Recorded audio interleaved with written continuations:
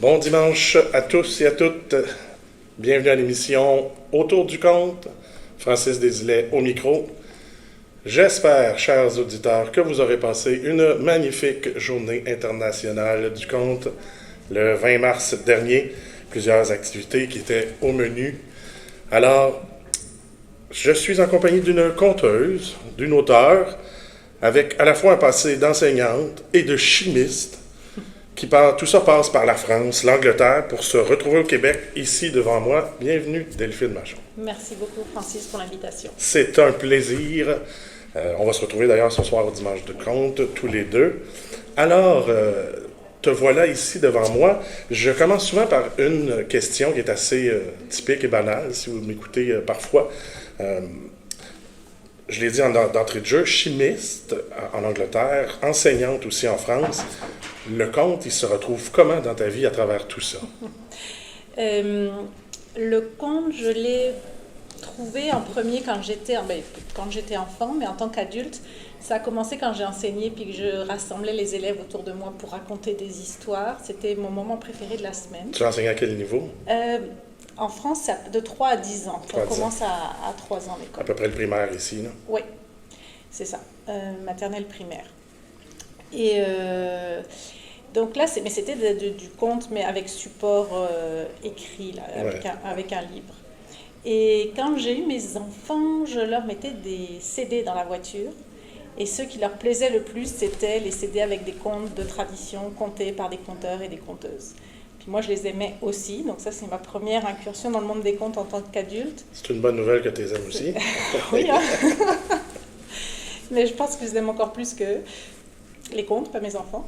Et puis, après, ça a tout été déclenché quand je suis arrivée au Québec. En 2018, j'ai suivi la formation d'initiation au conte de Petronella Van Dijk, organisée par la Maison des Arts de la Parole à Sherbrooke. Puis là, ça a été le plongeon et je ne suis pas sortie. Comme je le disais, tu as travaillé en Angleterre, tu es en France. Qu'est-ce qui t'amène par ici?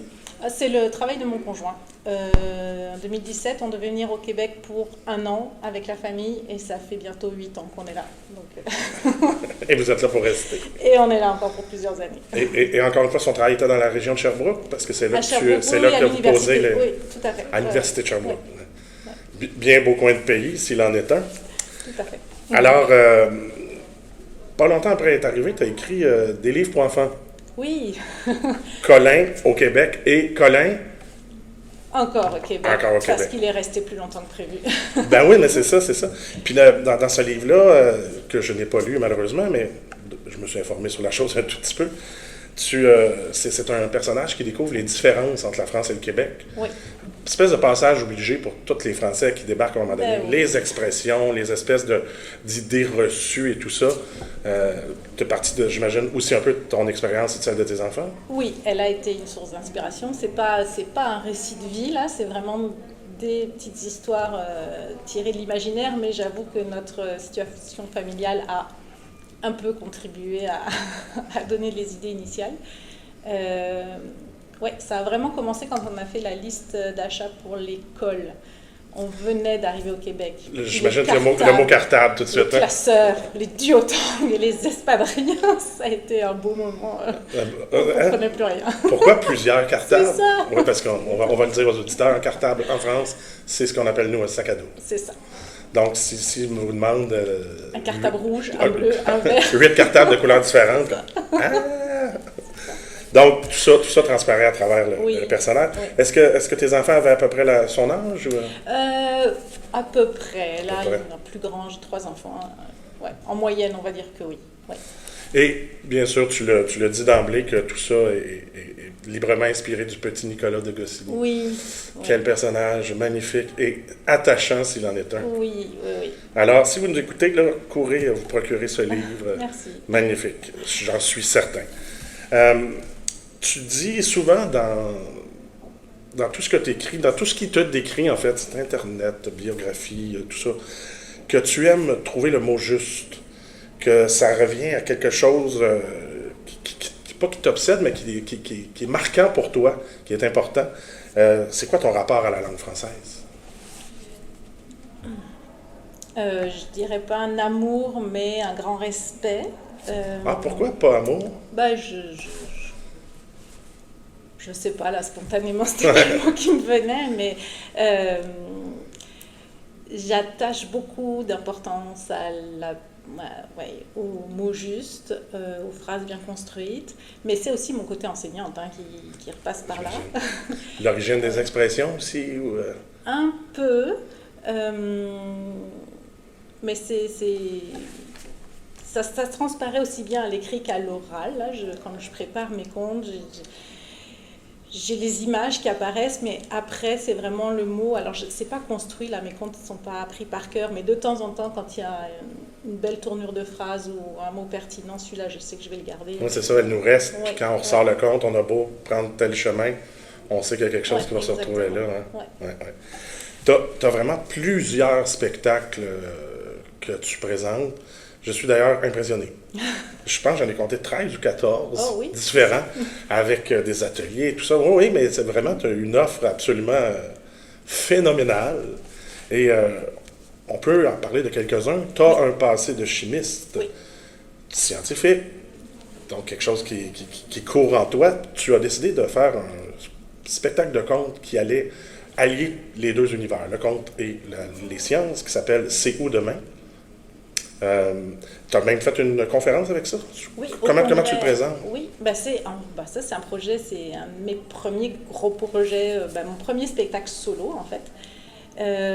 Il a eu beaucoup d'intentions différentes, il a beaucoup évolué au fil des ans, j'ai eu la chance de travailler avec de nombreuses conteuses de la région pour le monter. Mais là, l'idée actuelle, c'est vraiment de faire une sorte d'harmonie entre le conte et la science pour révéler le merveilleux dans ces deux visions du monde, en fait. Et c'est une réflexion que j'ai eue quand j'ai fait ma formation sur la démarche artistique avec Stéphanie Beneteau.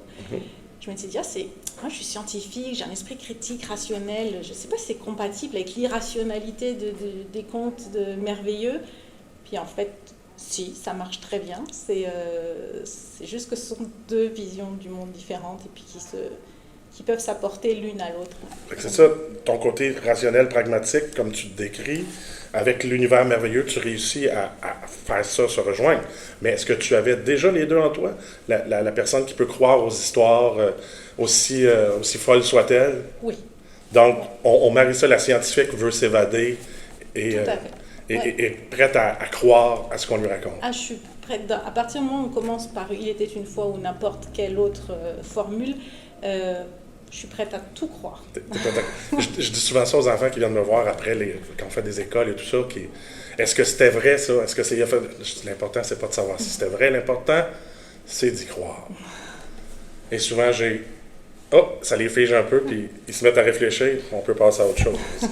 Tu as aussi un spectacle en solo, en collectif, avec qui tu travailles, qui s'appelle le collectif Les Fileuses. Oui. Peux-tu m'en parler un peu? Oui, c'est un trio avec Petronella Van Dijk et Anne-Marie Robitaille. Ça fait, je pense, 4 ans qu'on travaille toutes les trois ensemble. On a commencé par étudier de fond en comble le répertoire des frères Grimm. On a monté un spectacle justement avec nos contes préférés de Grimm. Est-ce qu'on sort des habituels? Oui. Parce qu'on a une idée assez... Oui. On compte pas... on sort des Cendrillon et d'autres contes plus connus. On est vraiment allé chercher ces contes méconnus qui mériteraient de l'être un peu plus. Et donc ça, c'était notre premier spectacle toutes les trois. Et notre deuxième...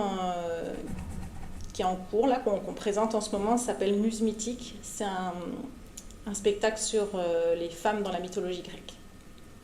Et qu'on va présenter là, la semaine prochaine, d'ailleurs. Le 27 mars, à la Maison Bleue du Domaine Howard à Sherbrooke. Exactement. 19h, le spectacle à la Maison Bleue du Domaine Howard. Ce spectacle. Oui. Tu as aussi, j'imagine, le privilège de t'entourer pour d'autres spectacles en création, de mentors qu'on pourrait dire hors pair. Exceptionnel. J'ai jasé avec Jacques Felquet il y a 2 semaines, et tu partagerais ça avec lui de travailler avec Jihad Darwish. Oui, une chance incroyable.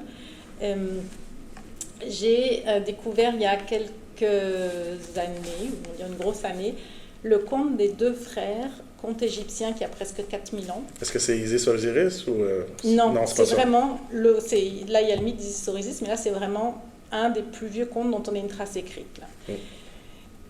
On parlerait de 3500 ans. Au moins, Au oui, moins. au moins.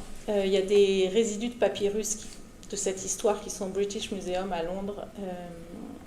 Donc elle a vraiment été écrite là en hiéroglyphes, puis c'est dans les livres de la collection Corti, on voit la traduction hiéroglyphe, là c'est en langue française. Puis ce conte, je me suis dit qu'il faudrait que je le conte.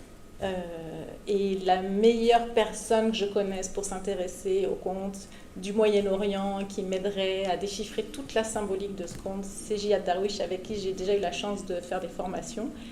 Et il a accepté. Et en plus de ça, je viens d'être lauréate d'une bourse du Calque pour financer ce projet. Donc Est-ce que c'est la formation longue sur 18 mois? Non, c'est pas celle-là. C'est pas à pas. C'est tous les ans, il vient à Sherbrooke faire une formation sur les 1000 et une nuits pendant une semaine. Pour ceux qui nous écoutent, c'est probablement le plus grand spécialiste des 1000 et une nuits. En tout cas, dans la francophonie, il compte aussi en arabe, mais c'est une sommité. Oui. Non, puis là, c'est une chance inouïe que j'ai et c'est un plaisir absolu. Alors, on travaille en distance avec écran interposé. On va se rencontrer au courant de l'année, mais j'ai une année entière de travail avec Jihad Darwish. C'est merveilleux. Oui, en effet, c'est absolument magnifique. Tu travailles aussi sur Mère veilleuse, des contes de maternité. Oui. Rapidement, on peut s'attendre à quoi avec ça? Ben je suis allée chercher dans les contes du répertoire de tradition orale, parce que c'est vraiment ça mon dada, des contes où la mère avait une place importante, puis j'en ai pas trouvé beaucoup, parce que soit la mère meurt dès le début, soit c'est une belle-mère qui prend la place.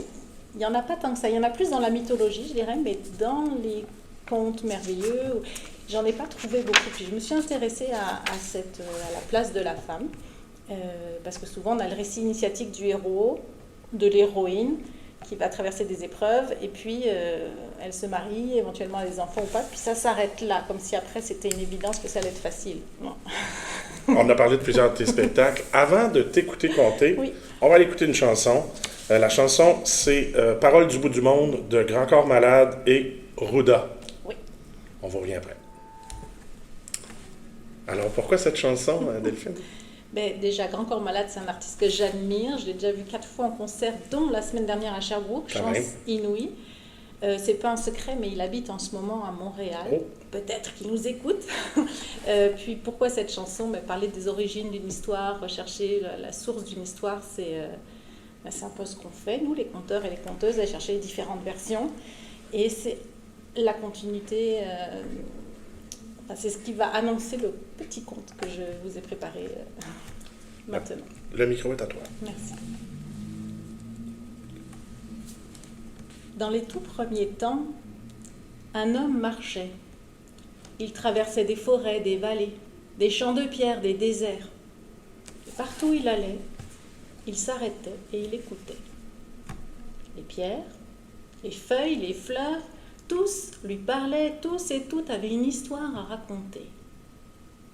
Mais plus l'homme écoutait, plus il mélangeait les histoires. Et un jour, le vent lui a soufflé à l'oreille, « Si tu veux les retenir, ces histoires, il faut les écrire. » Avec quoi? L'homme a demandé à tous les oiseaux si l'un d'eux pouvait lui donner une de ses plumes.